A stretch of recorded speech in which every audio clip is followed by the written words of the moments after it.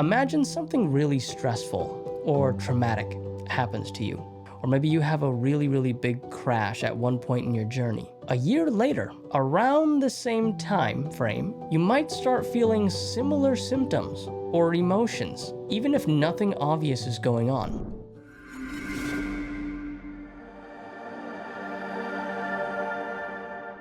Hey everybody, Coach Junior here from the CFS recovery team. And today I want to talk about something called the anniversary effect. Now, just like with every video, I have to quickly preface that in no way, shape, or form am I a doctor or a medical professional. I'm just somebody who has happened to go through this condition, much like yourself, have made it out on the other side, and have started coaching. I've gotten the privilege to speak to literally thousands of people at this point, and I'm taking everything that I've learned and giving it back to you in the form of a YouTube video. So hopefully it can bring you more reassurance, a little bit of better understanding once applied to you and your situation. So let's talk about this thing called the anniversary effect. It's fascinating because it's sometimes a tricky part of how our brain works. Imagine something really stressful or traumatic happens to you.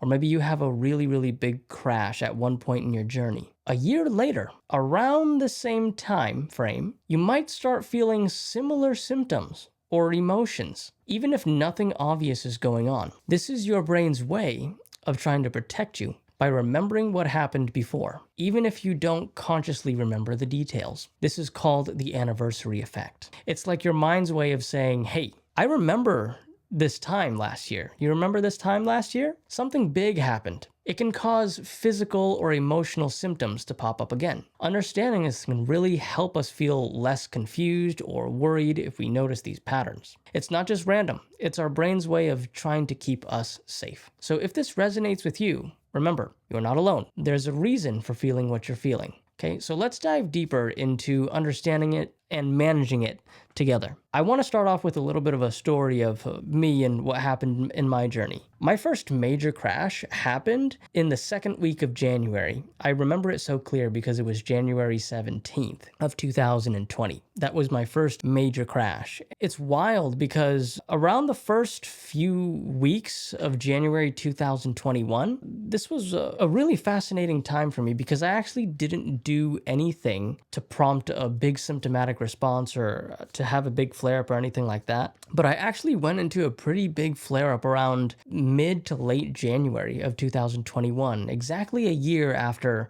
my first huge crash happened in 2020. I was trying to make sense of it, not understanding the concept of the anniversary effect, but what I found were the symptoms were the same, the emotions felt the same, but what needed to happen that was different was I needed to respond to it differently. So I had to ask myself, okay, what did I do last time just based off of memory that I can change this time? Well, last time I didn't have the understanding it was my nervous system. I freaked out. I totally spiraled into panic and I was overthinking. I was overanalyzing. I was thinking about the worst case scenario at that time. So let me try to practice responding in the opposite way this time. And that's exactly what I did on that January 2021. So guess what happens when January 2022 rolls around? I still have, a bit of a rough day around that time of the month, but it was way less significant than it was before in 2021. Okay. And so I told myself, okay, whatever I did in 2021, to respond differently to how I felt in 2020, it clearly worked. So let me do it again. And so that's exactly what I did. Fast forward now, it's March, but it wasn't too far off from January 2025, which is the year that we're in now. I don't have anything. It's not coming up for me anymore. And it's because of the reason that I have responded well to it every single time it has came up before, right? And that is a example that directs back to recovery. I've actually seen this apart from things that are non-recovery related. So for example, the death of a family member during around the certain time of a year, if it was like a rather tragic death or a very sad death, around the same time next year, the individual for a few days could actually feel very emotional around that time without any rhyme or reason other than it's the anniversary of something that happened the previous year. I've seen people go through really big symptom flare-ups, right? Or really, really big things that panicked them or scared them at one point in their recovery, turn around the anniversary the next year. They don't do anything to prompt it, but they are starting to have the same symptoms again. So that's what we're talking about with the anniversary effect.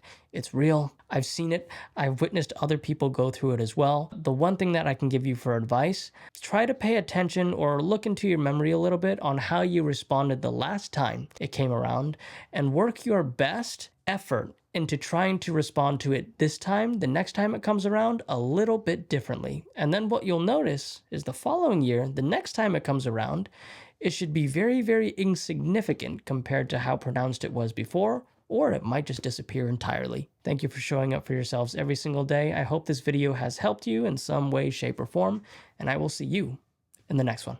All right, take care, everybody. Bye-bye. Let's say that CFS recovery is absolutely the real deal. I actually felt like somebody had an answer, like somebody explained what was going on, and it all clicked.